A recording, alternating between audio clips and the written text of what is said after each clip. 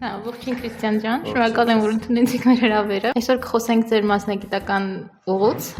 կփորձենք հասկանալ ինչպես եք դարձել դասախոս, ոնց եք ընտրել ձեր մասնագիտությունը։ Դպրոցը ավարտելու ժամանակ, արդեն երբ որ 9-րդ դասարանից պիտի տեղափոխվեինք ավագ դպրոց, որոշեցի ընդունվել ինֆորմատիկայի պետական քոլեջ, որտեղ հենց սովորել եմ ծրագրավորման բաժնում։ Դասընթացի մեջ, ոնց որ ընդհանուր այդ կուրսի շրջանակներում ներառված էր նաև գրաֆիկ դիզայն, դե բնականաբար այդ ամեն ինչը ուսումնասիրելուց հետո հետաքրքրություն առաջացավ իմ մեջ, ու ես որոշեցի ոնց որ մասնավոր սովորեմ։ Դա 2011 թվականին։ Ու այն ընկերությունը, որտեղ որ սովորել եմ, իրականում առաջընթացս այնքան մեծ էր, որ միանգամից դասավանդել եմ այնտեղ,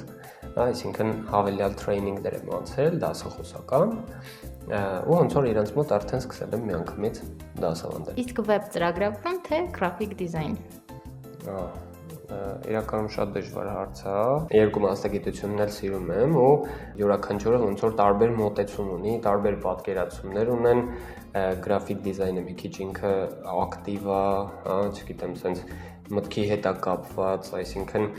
ֆանտազիա է պետք, մուսա է պետք ու տենց շարունակ, իսկ կոդավորումը այդ տրամաբանությունը, ինքն էլ իր հետաքրքրությունը ունի։ Առաջին խոշոր պրոյեկտը, որի վրա աշխատել եք գրաֆիկ դիզայնի ոլորտում։ Առաջին խոշոր պրոյեկտը երևի եղել է Arion Corporation-ում, եղել է մի հատ մեծ branding, սնունդի հետ կապ ունեցող ընկերություններ ինքը, լոգոտիպից սկսած, մինչև վերջ, ոնց որ դեռև ես եմ ստեղծել, ներքին ձևավորում, գնապիտակներ, lightbox-ը դրսի, մեքենաների դիզայնները առաքման, մի քիչ վախենալու էր ճիշտ ասած, որովհետև համել փոքր էի տարիքով ու նմանատիպ տենց փորձ շատ չէի ունեցել դեռ, բայց իրականում շատ լավ ստացվեց ու ոնց որ այդ իմ համար ավելի տենց ոգևորող էր, որ ես հետագայում էլ ավելի մեծ ու ավելի հետաքրքիր պրոյեկտների մեջ ներգրավվեմ։ Ինչ է կփոխեիք ձեր գրաֆիկ դիզայնի ոլորտի ուղում, եթե հնարավորություն լիներ։ Իրականում ներկա ժամանակաշրջանում մասնագիտությունը այնքան է զարգացել, որ երևի թե ոչ մի բան փոխել պետք չի, արհեստական բանականության գործիքները ավելացել են ու որպես գործիք համարելով իրանք մեր գործին շատ են օգնում, ժամանակային առումով կրճատում են, գործը, որը որ պիտի կատարենք, ավելի քիչ ժամանակ ենք ծախսում դրա վրա, այսինքն այն ծրագրային գիտելիքները, այն դիզայնի ներսի հմտությունները, որոնք որ մենք ունեինք, պլյուս միավորվում է արհեստական բանականության հետ ու դառնում է միաթազոր կոմպլեքս, որ դու արագ կարողանաս դիզայնի ներսում կատարես ցանկացած խնդիր,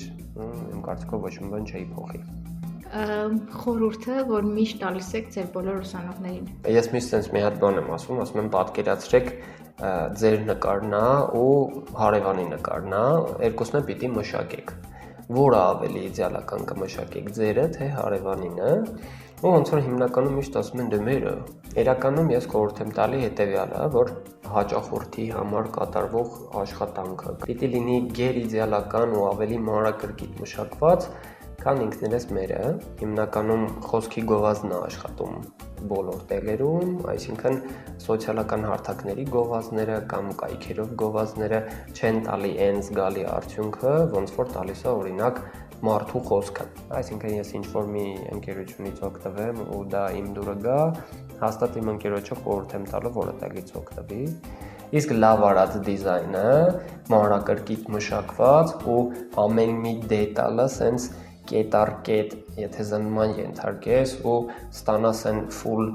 լավ դիզայնը, հաճախորդը քեզանից գոհ մնա, դա քեզ բերելու է հետագայում նոր հաճախորդներ։ Խորհուրդ եմ տալիս, որ դիզայնը ոչ թե հեռվից նայեն, այլ շատ մոտիկից։ Որ փուլն եք սիրում գրաֆիկ դիզայնում, սկզբի փուլը, թե վերջի տպագրական փուլը։ Դե հիմնականում դասընթացների ընթացքում չի ստացվում, որ չշեղվենք մի փոքր ոնց որ տպագրական ճյուղի, որովհետև մեկը մեկով միշտ կապ է ունենում, ես ինքս էլ տպագրական ոլորտում, որ աշխատել եմ, փորձ ունեմ այդ նյութերով ամեն ինչով ոնց որ կիսվում եմ ուսանողների հետ։ Նույն իրականում 4-րդ փուլը ամենահետաքրքիրն է իմ համար նույն ծրագրերի ուսումնասիրությունից հետո, քանի որ 4-րդ փուլում ստեղծում ենք ոնց որ գրագետ CV-ն, կառուցում ենք ոնց որ ուսանողների պրոֆեսիոնալ պորտֆոլիոն, որը որ աշխատանքի ընդունվելու համար ամենակարևոր դետալներն են, ինչպես նաև դասընթացի մեջ ներառված է հաճախորդ դիզայներ շփումը, նամակագրական շփումը, որի շրջանակներում ոնց որ ուսանողները հասկանում են, էլի, օրինակ հաճախորդներին ինչ հարցեր պիտի տան, որ պատվերի դեպքում, որ քեյերի վրա կարելի է ուշադրություն դարձնել, ու տենց շարունակ։ Ոնց եք ուսանողին ասում, որ աշխատանքը այդքան էլ լավը չի, բայց դες կտրուկ չեք ասում։ Այն սխալը, որը ես մի անգամ կրկնել եմ, երկրորդ անգամ էլ չեմ կրկնում, ու ոնց որ ամենասկզբից իմ օրինակով ներկայացնելը ուսանողների մոտ տպավորություն է առաջացնում, որ իրականում սխալների ուղումը շատ կարևոր է, ու ես դա փորձում եմ նենց պահեմ, որ նեղվածություններ չլինեն իրականում։ Եթե սխալ է, պիտի ասենք, որ այդ սխալը չկատարվի։ Ավելի լավ է ասես սխալը երկրորդ անգամ չանի, քան սխալ բան արած լինի, ասես ամեն ինչ լավ է, ամեն ինչ օքեյ է, ու տենց չանցնես դետալներին, տենց էլ չի ստացվի, էլի։ Ուսանողին հանգիստ պահելը դասընթացի ընթացքում իրականում սխալ է, ինքը միշտ պիտի լարված լինի, այսինքն այդ տագնապային վիճակը միշտ իր մոտ պիտի լինի, որ ինչ որ մի բան անում է, ասում ես լավ է, իր մոտ sense հանգստություն է լինում, բայց միշտ այդ լարված վիճակը պահելը իմ կարծիքով ավելի է ոգևորում մարդուն, որ ինքը ամեն ինչ անի ավելի իդեալական։ Ամենահարցը ինչ կտա ուսանողներին, ովքեր դիմեն ITC գրաֆիկ դիզայնի դասընթացի համար։ Այստեղ իրականում ծրագրերի խորը ուսումնասիրությունը կատարվում է, շեշտեցի նաև, որ CV, պորտֆոլիոյի մշակումները, ստեղծումները նորից կատարվում են, ինչպես նաև ուշադրություն ենք դարձնում ռեալ նախագծերի վրա, այսինքն մենք կուրսի ընթացքում ոնց որ ստեղծում ենք, սենց իրական նախագծի միջավայր, որտեղ որ մարդը այդ տագնապային ժամանակահատված չեմ հասցնի եւ այլն, այդ մոտեցումները ոնց որ սենց դերերով խաղում ենք, որ ավելի լավ մտնեն այդ գործընթացի մեջ, ավելի լավ պատկերացնեն ինչի վրա ուշադրություն պիտի դարձնեն,